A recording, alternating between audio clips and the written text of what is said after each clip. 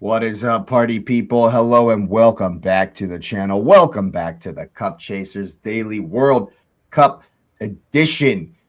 We took a couple of days off just as the tournament took a couple of days off, but of course there was all kinds of stories flying, all kinds of stuff flying. So we're going to take a look back at the England-Norway game and of course the Argentina-Switzerland game. Lots and lots to get into there. And of course, France versus Spain. Today, our first semifinal is going to be absolutely electric, and we're hoping this show is as well. So go ahead and smash up the likes. Subscribe to the channel if you are new. Get the notification bell on. Tell your mothers, aunties, grandpas, best friend about the show. Share it on the socials, all that good stuff. And of course, we got Asif and Nez in the building this morning. How we doing, gents? I am good. Good. Enjoying the actual weather for a change here. Has it cooled down a little bit? It's not. A little. No, Doesn't feel like you're walking on the sun. it's not too bad. Like I say, we don't have AC over here, so as there's those, so it's yeah, it can get warm very fast. Yeah, I'll stand on it. AC, air conditioning is the greatest invention of modern day, in my opinion. What's up, Lubin? Hope you're well. Glad you're here. Big up yourself. We're going to start with a look back. Jude Bellingham is him. Absolutely is him. That game had everything. Had absolutely everything. Of course, we're sad to see the Nordic Meat Shield, Thor himself, bow out. But what an incredible start to his World Cup career has Erling Haaland had. Go ahead, Asif. Your thoughts first. Right. First of all, I'm sure a lot of the ladies will be disappointed that Haaland has. I don't know why, and no offense to the guy, I'm not, but he's not the best looking guy chap in the world. Him and Shrek have a lot in common, but yeah, whatever. Different strokes for different folks, you know. What's up, Mr. 420? And in regards to the actual football, I thought the Norway fans were very entertaining this World Cup, and yeah, they weren't causing any problems, anything. Just I respected the rowing, etc. They were doing it on the way home on the carousels apparently as well. So I went waiting for the luggage, and Machina Joe, I have to disagree with that one. Spain and England, I think both of those are the underdogs for the next today and tomorrow. Also, so I don't think we'll get a repeat of the Euros final. I think it'll be slightly different. I personally think it's going to be a repeat of the last World Cup final. But lame. That's lame. And I think you don't back your boys. Not with those refereeing decisions that are going all Argentina's way. And I was just reading the other day about when they last won the World Cup, 40 million disappeared into shell companies. Hey, so I like shell companies. I can be a shell company. If they want, I can set one up as well. If they want to set yeah. But anyway, just going on from there, I think the actual game itself, we were lucky. Norway, I'm not gonna lie, I think Norway played really well.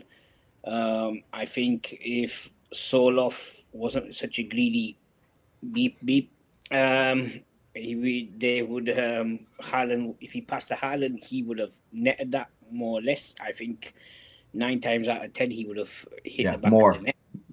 Far more than less.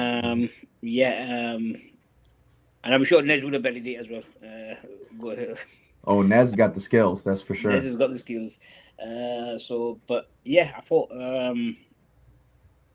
going back on it, we were lucky, but Jude bailed us out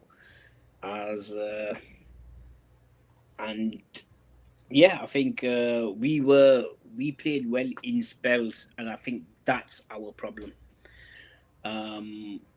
Against Argentina, I would suggest personally setting up slightly differently to how we did against Norway. We're not going to be Argentina playing free flowing football. We're going to have to sit back and hit them on the counter where they're susceptible. If you've noticed, all the games, Cabo Verde, Egypt, they are very susceptible to the counter attack, and we have pace. I would sit back, let them come, and then hit them on the counter. You don't think you want to get ahead first and then do that? Get a goal first and then do that? No. Screw that. If we get one on a set piece, then yes. If not, no. Fuck that. Sorry, but yeah, I think if it's proven weakness of this, you need to go for the jugular. You don't mess around like that, Jake. Yeah, if we hit one on a set piece, fine, that's fine. But if not, you got to be practical in these sorts of situations, and knowing and actually shout out to Spence. He actually had a bit of a good game. Well, I mean, Tuchel's substitutions. He was shouting at him all the time. But like the Tuchel substitutions were doing my head in, as they say over there. Like he would Frankenstein it, and then 10 minutes later he would kind of put people in natural positions, and then he would Frankenstein it, and then by the end of it was all natural. But like for a few minutes there on two separate occasions, it was like, oh, what are we looking at? I think it's a bit of everything. I think he was good. We weren't so. Like I was saying before the game, Norway game.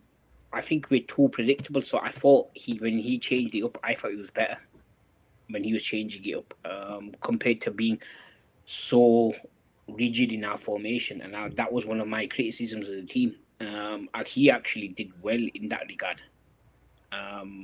So, and when Rodgers came on, he hit the shot for then Bellingham to pounce on the rebound. Mm-hmm.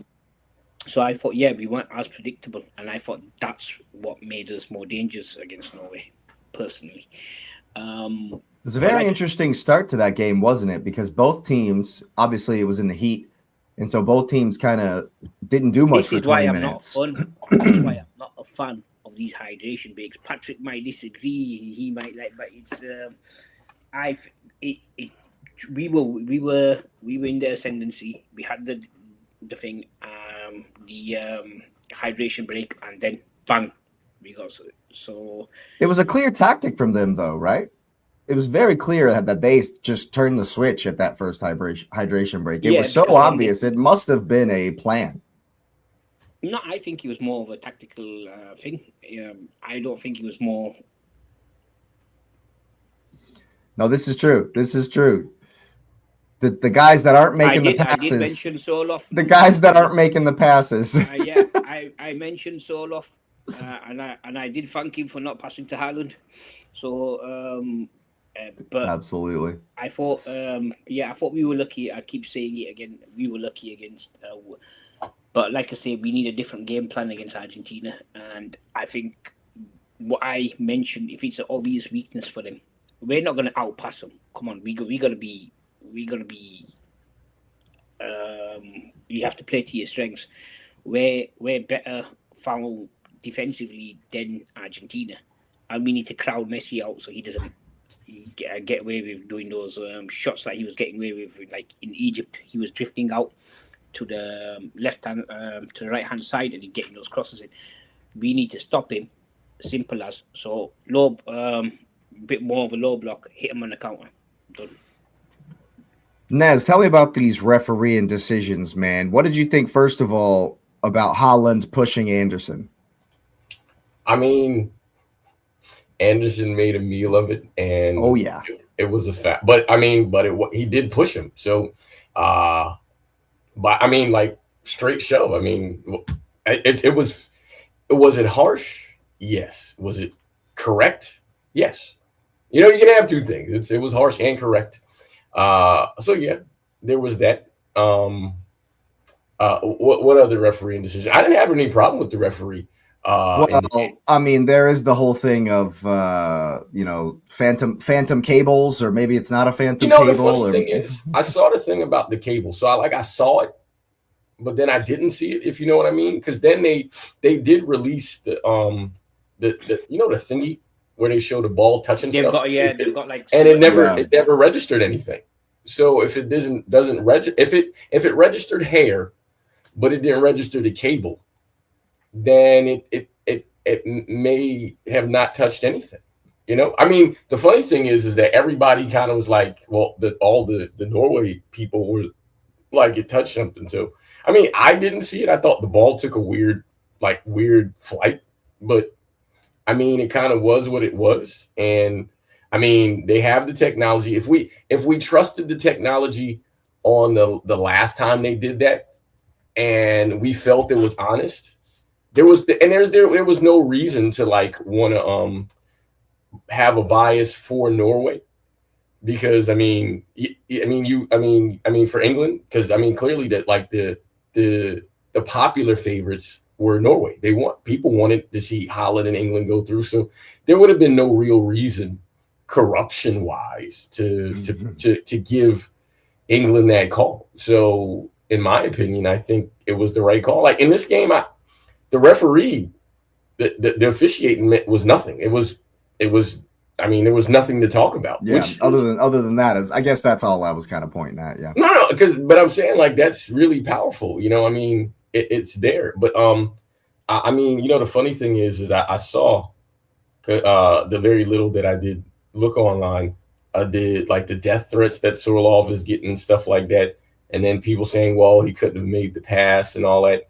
And this event is kind of the embodiment of it's better to try and fail than to not try at all, right? Because even if the people are that obviously there's think pieces about it where they're like well, Sorlov could have never made the pass. John Stones played it right. Now, to give John Stones credit, I've been championing John Stones to be playing, and he's clearly showed his worth when he's in there. I mean, John Stones has been in every game of note for England, and he's come up solid in every game. And the thing is, John Stones took an excellent position in there, and Sorlov didn't know what to do. I'm not. I'll pass on judging. I mean, I think everybody has a right to do it, and I understand what they're saying. Because on initial, while watching, I'm like, "Yo, man, what are you doing?" But then looking at it, the funny thing about that is, I mean, people are like, well, he couldn't make the pass because Stones was in the way. Well, I was like, first, you can do an early pass because Haaland can run on it. So you could have just hit it first time when he got it. But then he said, when he did his interview, he said, well, I took an extra touch. And that was the mistake. When you took that extra touch, you literally took your passing lane away. But not even then. It's the thing is you could have lofted it over. So if you couldn't make the pass on the ground, you just could hit it over Stones. And then it's on Haaland. But then I think of myself, and we think about how many games we've watched and played. We prefer to say, on a bad pass, than you not making the pass at all. Like, I prefer you fail at the pass than to be worried about if I make a bad pass. And so that's where I feel like there's a little more criticism and fear, because in that point, I think that was the first moment in Norway playing that they were like, where they felt pressure to win a game. In other games, they were just kind of like, we're just having fun. And you could see, like, when the guy played the cross and it went in the goal, and it was a cross. It was 1,000% a cross. But hey, man, it went in. It went in, though. And that's all that matters. And so you look at that. So, everything felt like kind of dumb luck, right? And, I mean, they've been good, but, it's just they've just kind of played, by the seat of their pants on the most obvious, just have fun play. They didn't just have fun. They didn't just flick it over. Because, I mean, say he flicks it over, right? And we've seen it in games where they've done stuff and missed passes. They would have been like, I missed the pass. He puts his hand up, good try. But what his non-pass did, or the thinking, or now recognizing the pressure of it created for him, is too much thinking. Because even kind of in his press conference said he was thinking too much. And that's why he didn't even get a good shot off. Like, he didn't even get a quality shot.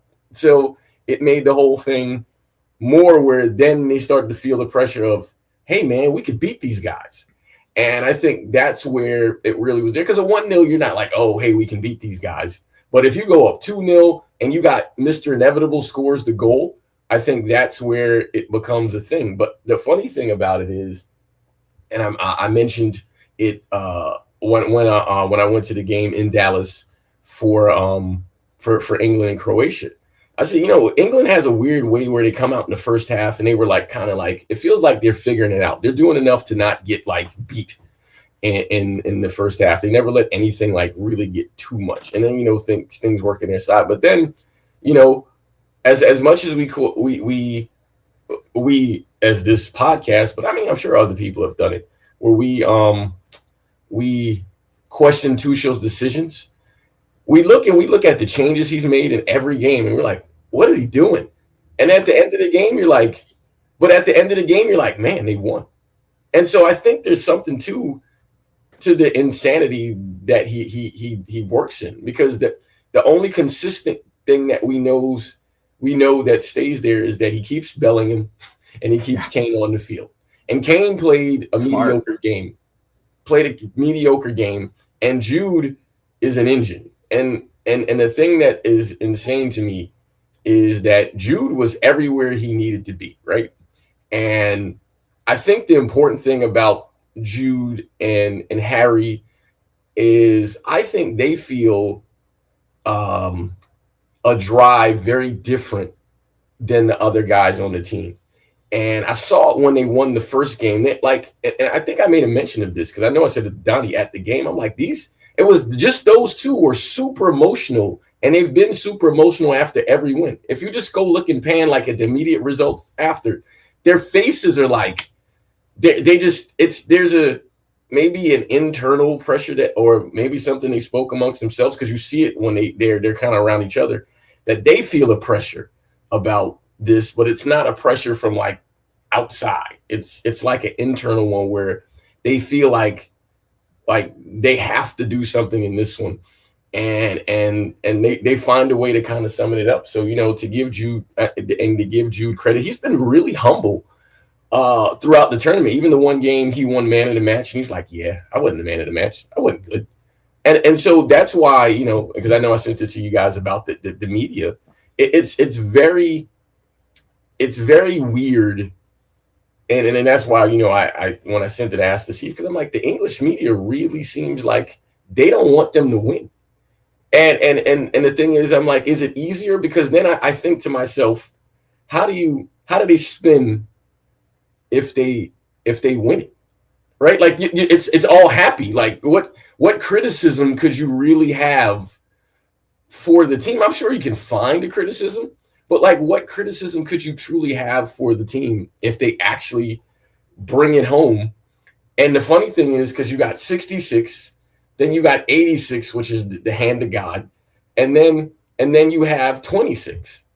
And the thing is they were in a final there, and they got robbed in a final. And so you sit there and say, well, maybe they feel something that, from their own history or research or whatever. But I think the most interesting thing, and I won't go into the game too much because, that game is 2 days from now, and today is France and Spain.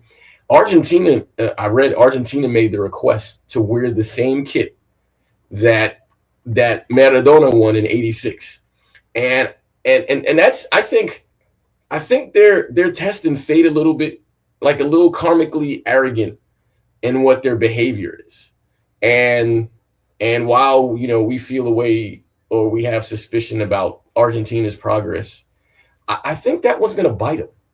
I think that's going to bite them, because I think that's really arrogant. Because if you're going off the vibes that, oh, this is what we are, that's interesting, because you cheated to get that, and you've been accused of cheating this whole time. So, irony and redemption has a funny way to smack you in the face. And I feel like that's going to work against them.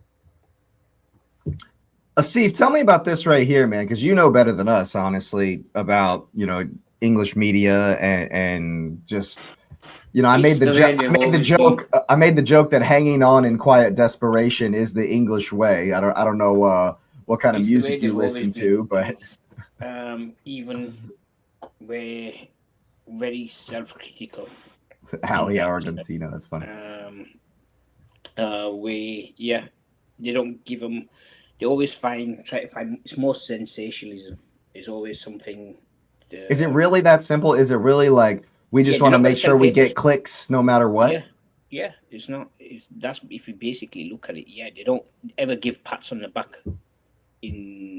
because that's not going to sell papers or get clicks. It should, though. I mean, pretty much most of the stuff coming from the Norwegian camp has been all about how Haaland is this happy-go-lucky guy, and it's been all positive stuff about the fans and everything. Yeah, but and then you look to the Tommy Tuchel interview, and it's all about Jude is this and Jude is that, and Jude's not doing this, but he's been their best player. yeah, this is why a lot of players, a lot of coaches don't try only interact with the media in the least way possible, because a lot of them don't trust what they say, or anything that they do say is going to be twisted in a certain way.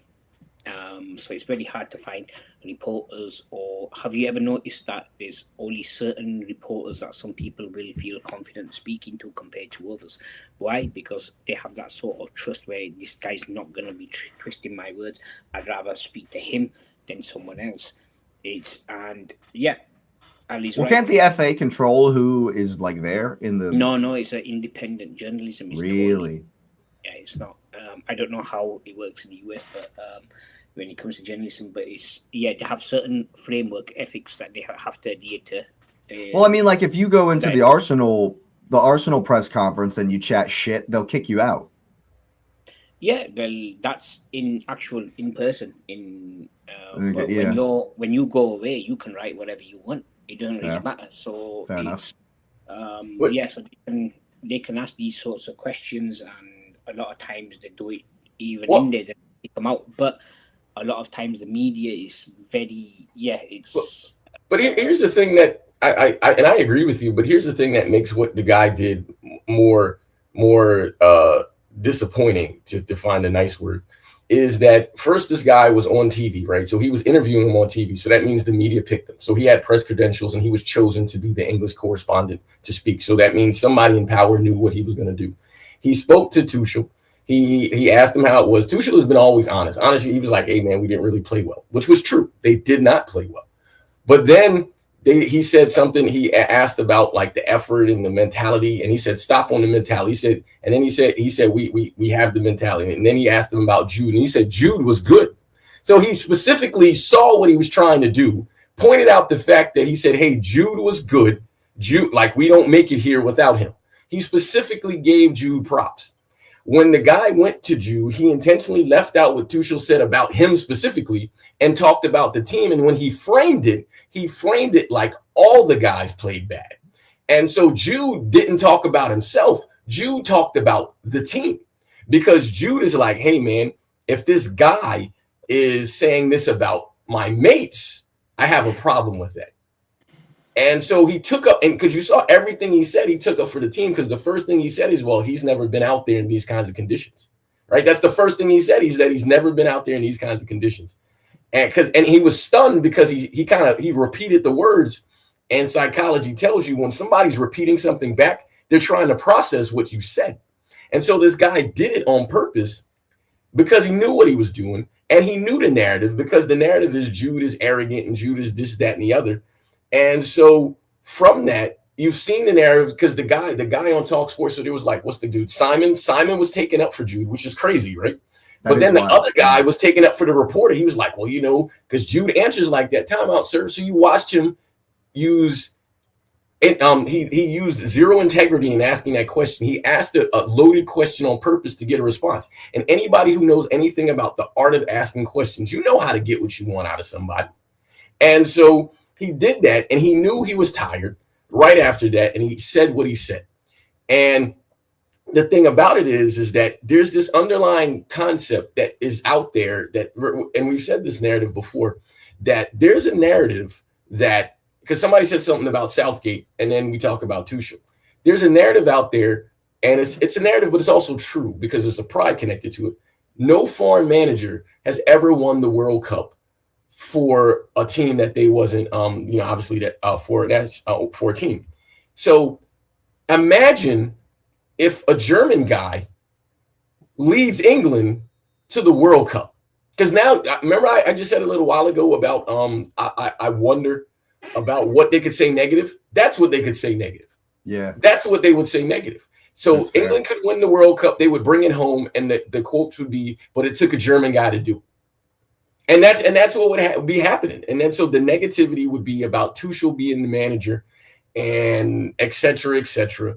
And why did it take a foreign guy to do it? And we already know that xenophobia is rampant everywhere right now. So it would be easy to do that. Tuchel would have broken the whole you have to be from the country to do the thing, which means that all the xenophobic people in all the countries will be like, well, now all of a sudden, this is great. Yes, I agree. To some people, but to like the media, they're going to point out he's German. They're going to point that out. He'll win his citizenship if they win it. But I've got to say, in regards to the other thing, the other point that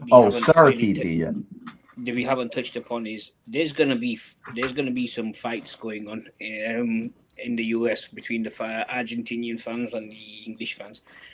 They don't like each other, especially.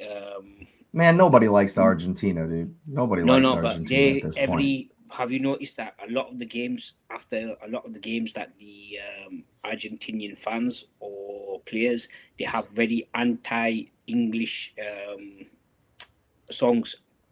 And really, you haven't heard any of those. And it's not just against when they play normal other teams. They have a lot of their chants are against the English because of what's their past. I don't want to go into no history lessons here, but. So what happened like 40 years ago? Look you up, guys. But 40 plus years ago. But so that's why. And yes, it will, Ollie. Yes, it will. It's going to be and there's a lot of Argentinians around there as well. So it's going to be the probably more will get outnumbered over there as well. But what, in Atlanta? This is an interesting question. I mean, there's more Argentinians in the US than there is. But not in Atlanta. That ain't gonna look like that. That's what the game is. They're playing it. I promise you, it won't. Yeah, they're in Atlanta. They're in Atlanta. That's not gonna look like that. But you guys in the US, so you'll probably know this better than I do. But with the Argentinians, I'm assuming there's more Argentinians than English in there at the moment, and I'm assuming a lot of them will fly to Atlanta to watch the game. But well, there's a direct flight to Atlanta, Hartsfield from the UK. So I think it'll be. I think fan wise, it'll be fine. I know they have Atlanta normally stop. What do you think about this? What if Germany won the tournament and say Southgate was the coach? I don't think they care. No, we're not really. I don't think they care. Yeah, we'd say happy for you. They don't care. Like the Germans wouldn't care. Yeah. We'd be like, it's a xenophobia thing, man, and that's crazy. I definitely agree with this, Mr. 420. The Americans will 100. Well, except for the some of us, the small contingent, but most of us will be back in the English. That's for sure. The Mexico fans will for sure. I was thinking. I know a lot. It's divided in the Latino community as well, from what I've seen. It's not divided. It's Argentina versus all of the Latinos. It ain't even divided. They don't like them. Yeah, a lot of them are saying, "Oh well, we're Latinos. We should be supporting Argentina," but a lot of them they're not. Because so I'm not saying the majority, but a lot of them. Yeah. So it should be very interesting. The only thing I'll cover. Go ahead. See some scraps. When I mean scraps, we should see some in the stadium. Some fisticuffs. The stewards better be on their game. That's all I'm gonna say. You guys are normally quite good at, but outside the stadium as well. I think you might see some inside. I don't really suspect that. Maybe at a bar. No, you guys are a bit more inside. Maybe in the lot. Yeah, but like in Atlanta, that's not going to happen. Not at the bench. They're not letting that happen. I don't know about thing, but I've seen Argentinian fans throwing stuff in between to other fans. So if they do that to the English, they're gonna get it's going to kick off.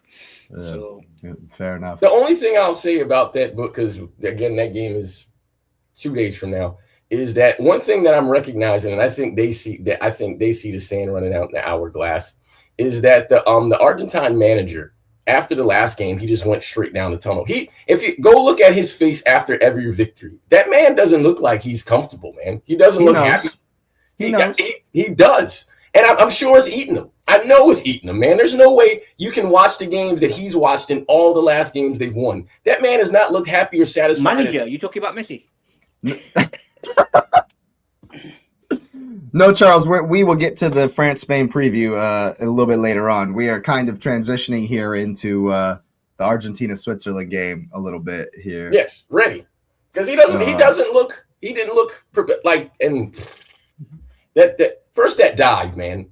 The dive, yes, he absolutely knows. Yeah, it's sad, but yes, we're yes. So in hindsight, you're like, does VAR do that?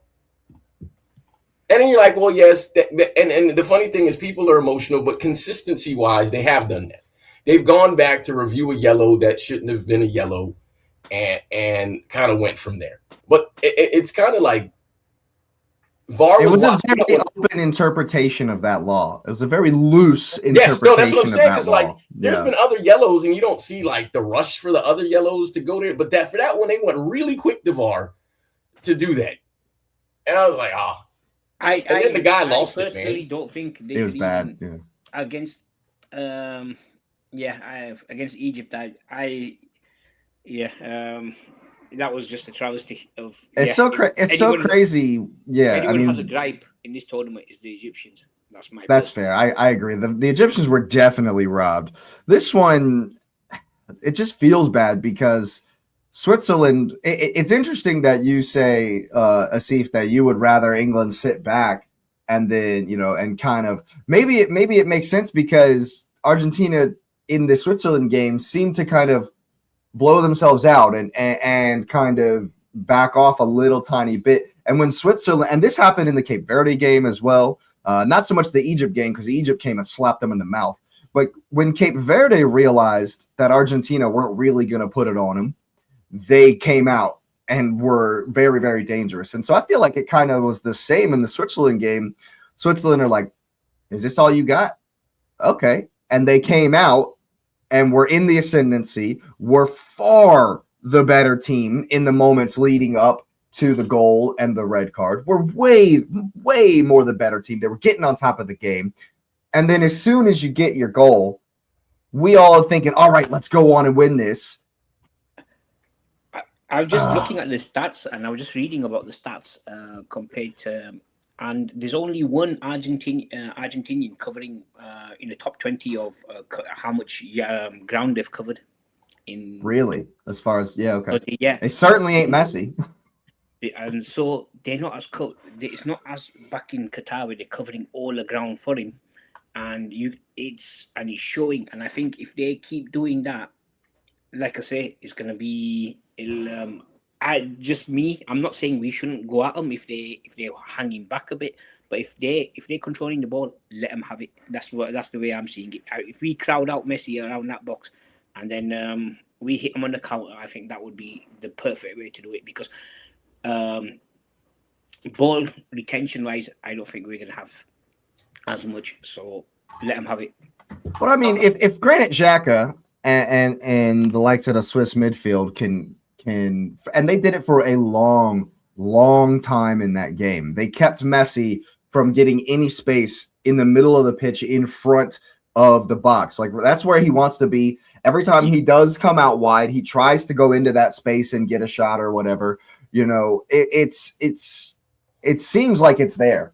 And big up Granit Xhaka, all credit to Granit Xhaka, but he's not Declan Rice. Elliot Anderson in there, Bellingham in there. You guys can England can clog the middle of that field. Yeah, so we can claw that part of the field, stop him from getting space, and then hit him on the counter.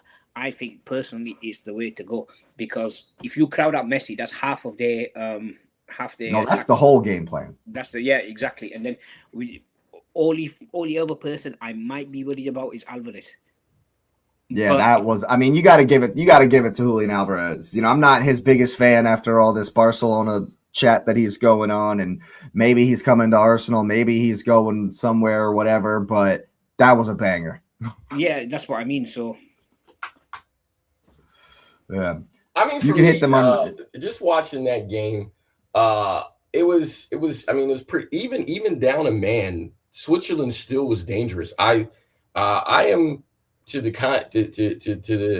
the counter of that. I think England. And I'm not going into that, but I think England is better than them in every aspect of the game, like everywhere. Like I actually think Pickford has had a better tournament than Martinez. Like you name the player, every English player has been better.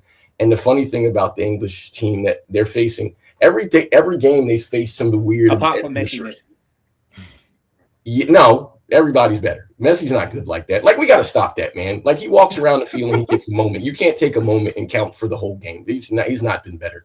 We got to it stop doesn't that. matter. That's the clutch. Well, it matters because I'm making an analysis, so I hear what you're saying. But I'm just saying, for me, he's not better. Like there's nobody on Jude Bellingham would be the matchup, and Jude has been clearly better than him. Period. If we're going 10 for 10, Jude has been better than him, no question. So I just think in the game, Switzerland was there. And then the only reason that scoreline is unjust, 3-1 is unjust because that's not what the game was. It was not the game. Because at that point in the end, Switzerland was dead. Switzerland had a couple of chances down a man where they could have got him. I think this is the game that you know, again, the manager literally walked off because he knew. There's no way you look at a 3-1 scoreline and you walk off. He didn't talk to nobody. He didn't shake nobody's hand, nothing. He just left. Right down the tunnel. Hey man, he went straight down the tunnel. I firmly believe that his conscience is eating him, man, because I just look at it and Switzerland played a good game. The red card, the second yellow was a correct second yellow. I'm not going to argue against that because it was a dive. But even then, with that being said, that Switzerland played, you know, heroically in the game, and the score line is untrue of the effort that they put there. I know they felt like they probably were going to go to penalties. Alvarez hit in a banger, but it took super duper tired legs and space for him to get that because largely he hasn't really done much in the tournament either. And so I think if the Switzerland midfield was better than the Argentine midfield, they were, I know the English midfield will be better. And the thing is that the biggest thing is just wondering about Rice. But again, we'll catch that on another day. But respect to Argentina for toughing through the game, because that's all you can say now. All you got to say is, hey, they toughed through, they got the goals. Because even if somebody cheats for you, you still got to score the goals, right? You got to still make the baskets or score the or hit the puck or hit the baseball. Even if someone's cheating for you, you still got to do it. And I give them credit for still doing it. But credit to Switzerland on their run. I'm actually, if I'm a Swiss fan, I prefer to go out this way to go out in penalties. You know, I feel like I hate penalties. The penalties would have been more heartbreaking to go out in than this. So they played tough. Nobody, and here's the thing: no one expected them to win. So we got to just keep respecting that fact of every team that Argentina has beaten the last 3 games. Nobody they played were they expected to lose to. Argentina was supposed to win all those games handily, and they did not. And I just think this is this next game they're going to face has a very different dynamic. And the fact that they've made the choice to try to throw a historical subliminal at them, I just think it backfires. I do as well.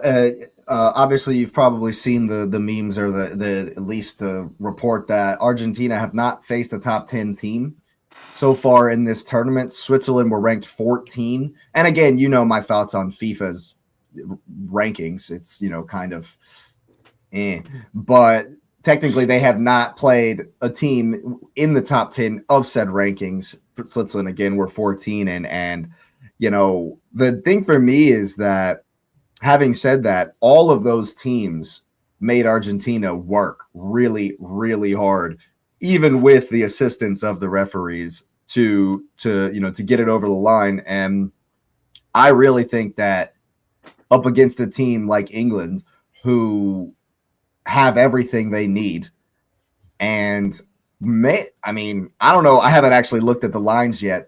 England might actually be favorite in this one. Maybe just. Yeah, they are. They are. Just yeah.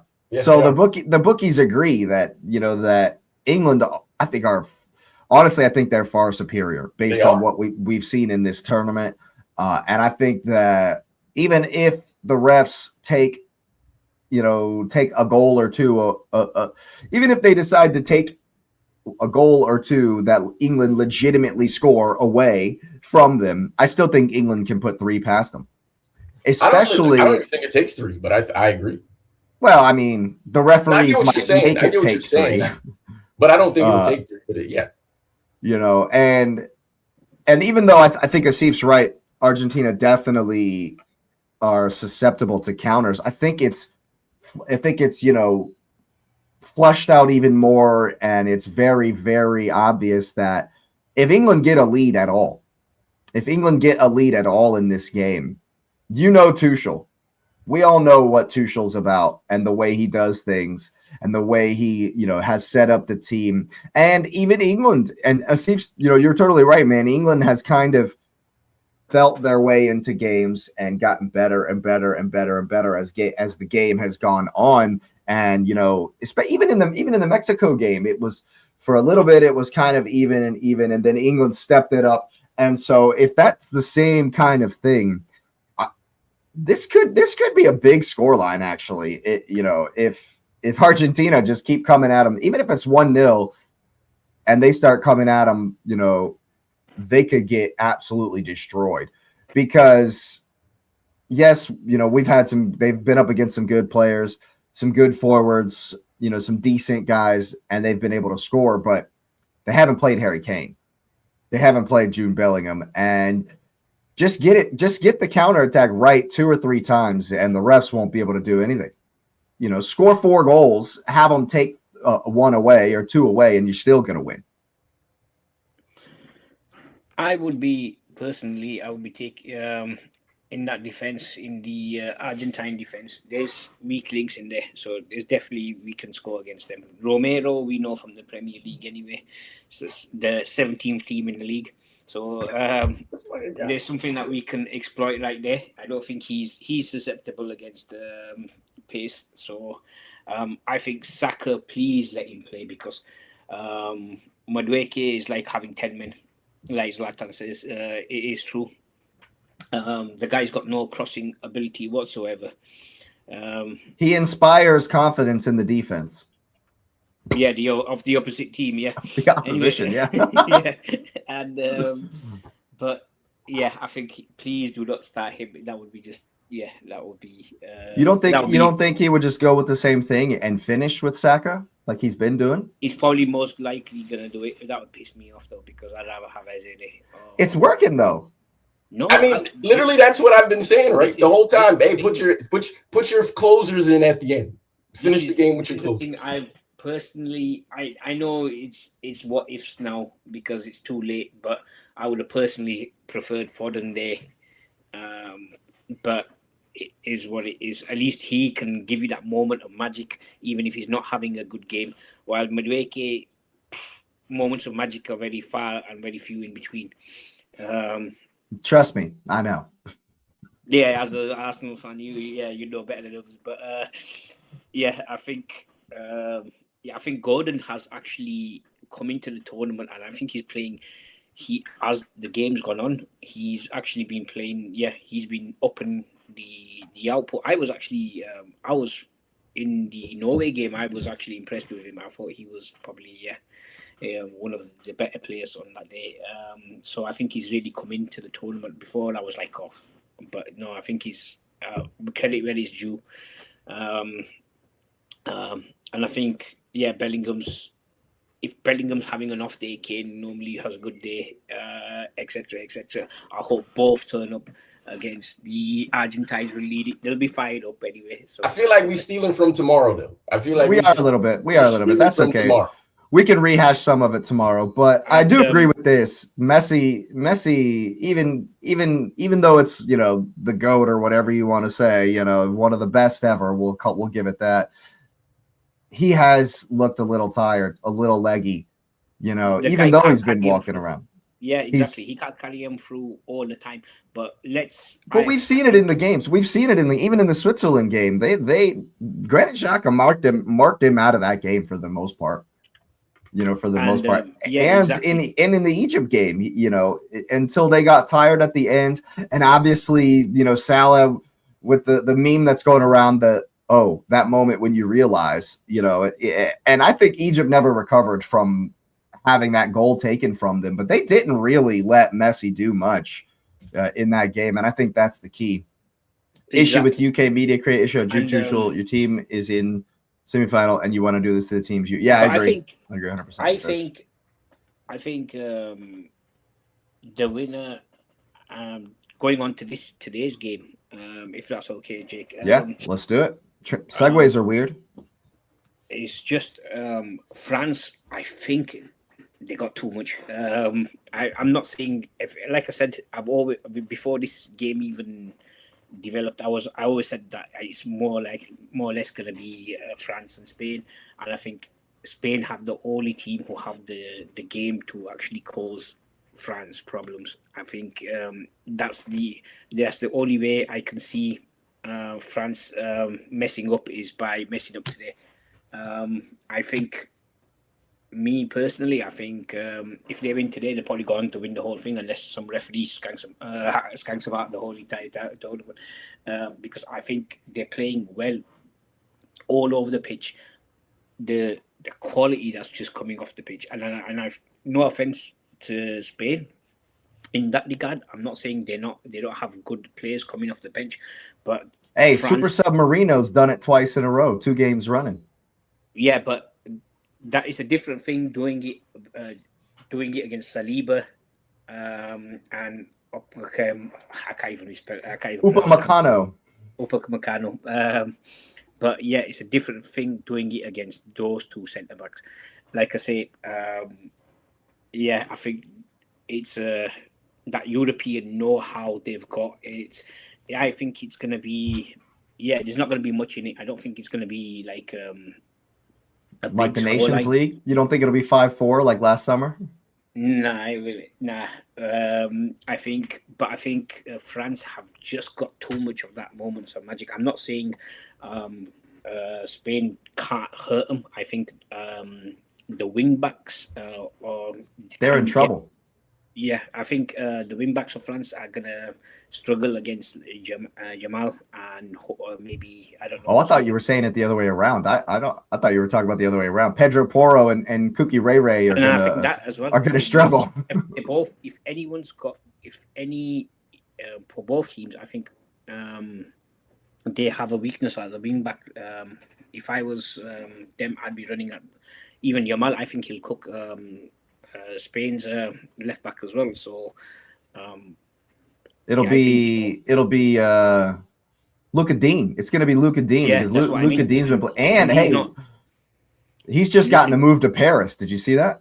Yeah, and so I don't think it's going to be Jamal, Luka Dean. No offense to. He's not going to be.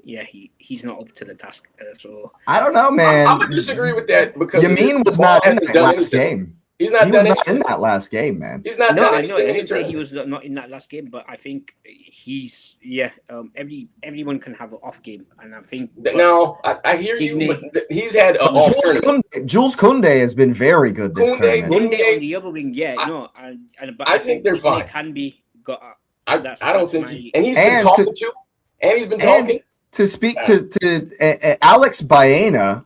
Has been the guy starting on the left wing for Spain, and I'm not impressed. But Porro as well. He can be Pedro Porro's terrible, man. Let's not do a Spurs glazing here. Pedro Porro is not it. Yeah, he's a bit like Trent in that he leaves a lot of gaps in between. So I think that could be an issue. What we've seen is that France and Spain have played each other the last 2 summers. And there have been goals in all the games. So I think there's goals in this one. Every game was decided by 1 goal. And in my opinion, because I think there's a different vibe to where they are now, I think France does nick this one. But I think it's because Olise wasn't Olise then, right? And Dembele is healthy.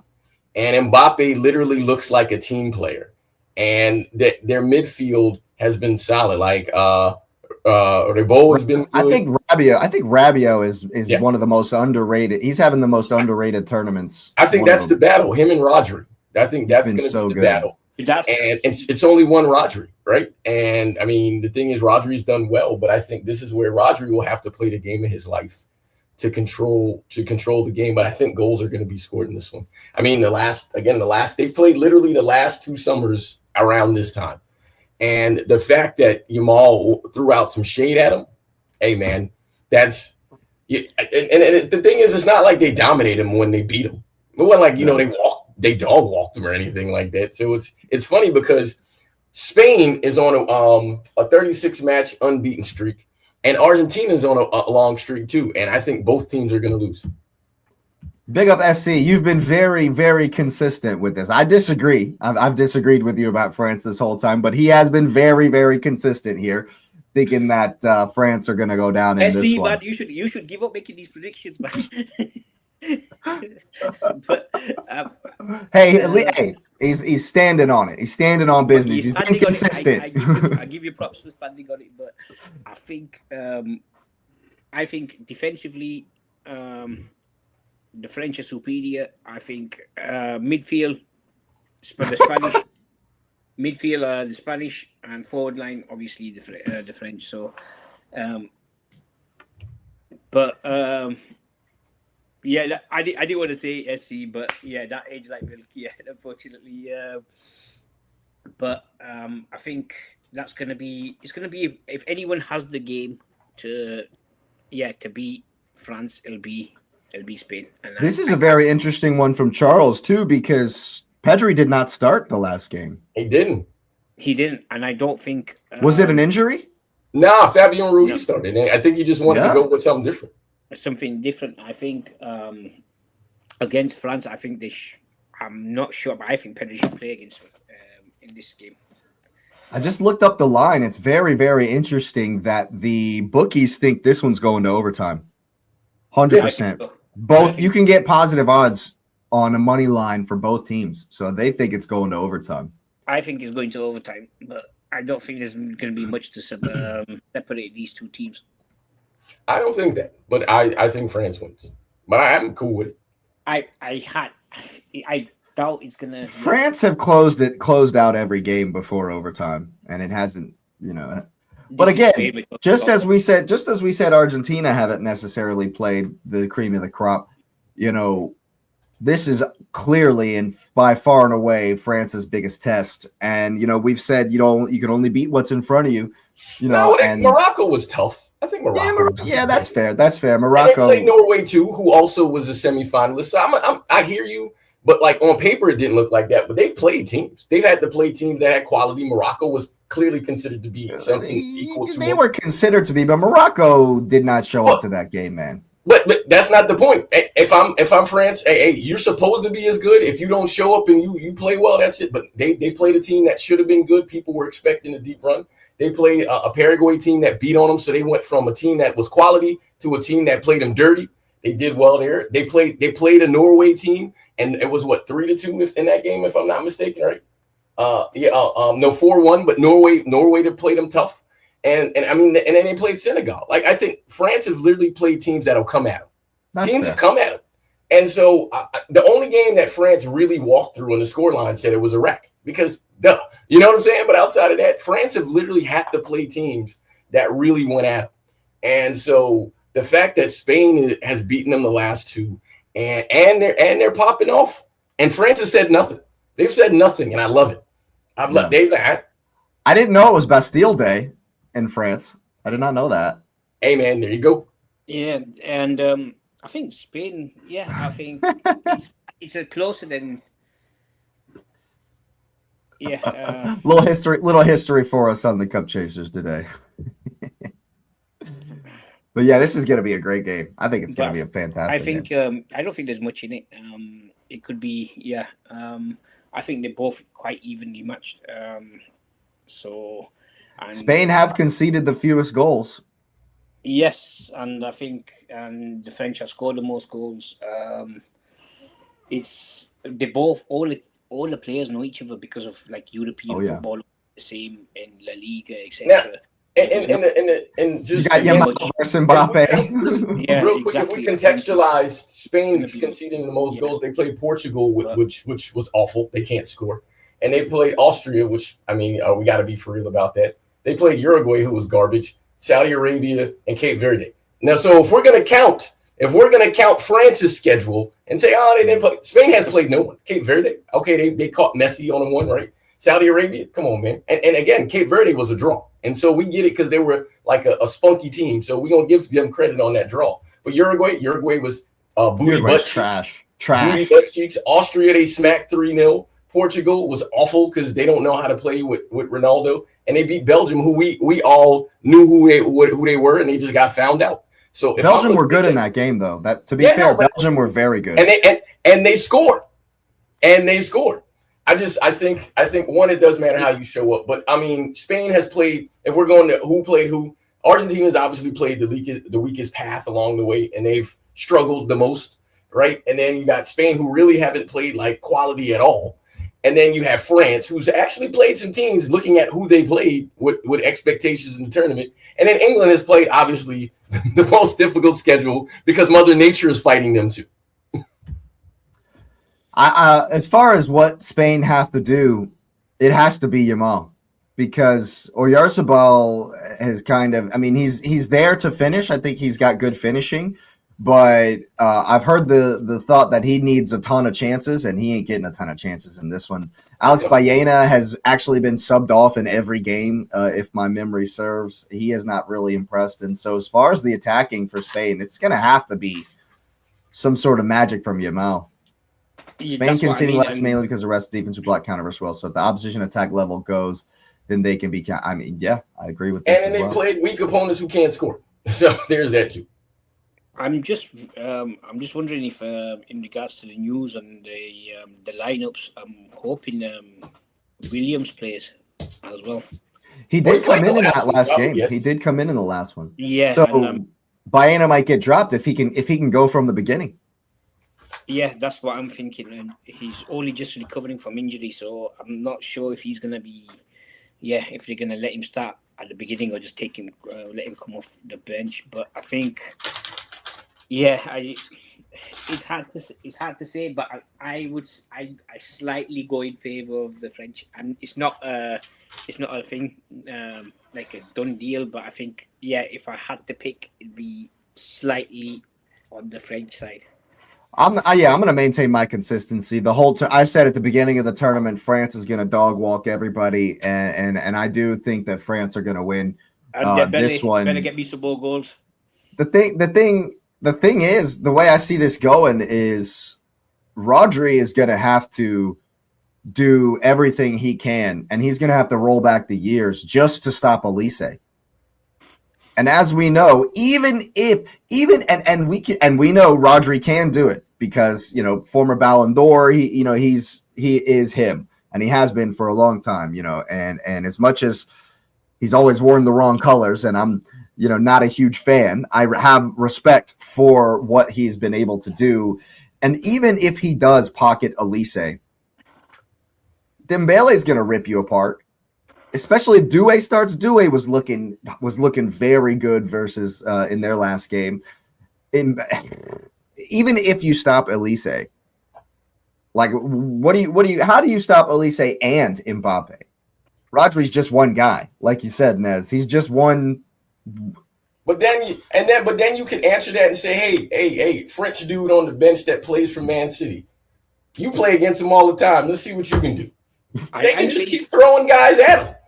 I think another thing that people have overlooked, and I think it could come to the fore, is the Spain goalkeeper situation that we've talked about as well. I think Unai, his penalty record, I just looked it up now, is not very good. Saving record. To be fair, neither is Raya's. But as far as penalty record is concerned, I can't see Unai like having like a really great game compared to like say Raya, or Raya could sing like what he did for you guys Why are we talking about Raya? Raya's he's not gonna start. You know what I mean? Like I'm just comparing the two. I mean, like he could. They not playing in for regards in regards No. to the goalkeeping situation, I can see Unai if he goes to penalties, because I think that is a very good possibility in this game. I actually disagree. I don't think France are going to let this go to penalties, to be I don't honest think with Spain you. wants to go to penalties either. They don't want to go to – you don't want to go to penalties. No, but I against think France. both teams are going to play to win the game. I don't think either Yeah. team is going to try to let it go to penalties. I think they're trying to close them out. And they're in Dallas. Hey, man. You don't want to face France in penalties, man. You don't want to face France in penalties. I think, yeah, if he did go to that, it's just a favour the French. So Big time. These games are both inside, so the climate will play no part. Just wanted to bring that to attention, because it is a possibility in this game. I'm not saying it definitely will, but it is a possibility, because these guys know each other so well. They play each other so much. So it is a possibility. I'm not saying it's hard to call, but I think like I said, for me, it slightly favors the French. Yeah, fair enough. Well, I think we'll go ahead and wrap it up right there. It's definitely been a good show. It's going to be a fantastic game today. I'm certainly excited about it. If you're looking for a bet, Kylian Mbappé to score or assist is probably most certainly nailed on. So go ahead and get the likes up for the World Cup semifinals. Subscribe to the channel if you are new. Notification bells, all that good stuff. It's certainly been a good one. Big up the chat every single time. We are certainly grateful you are here. And we'll see us next time.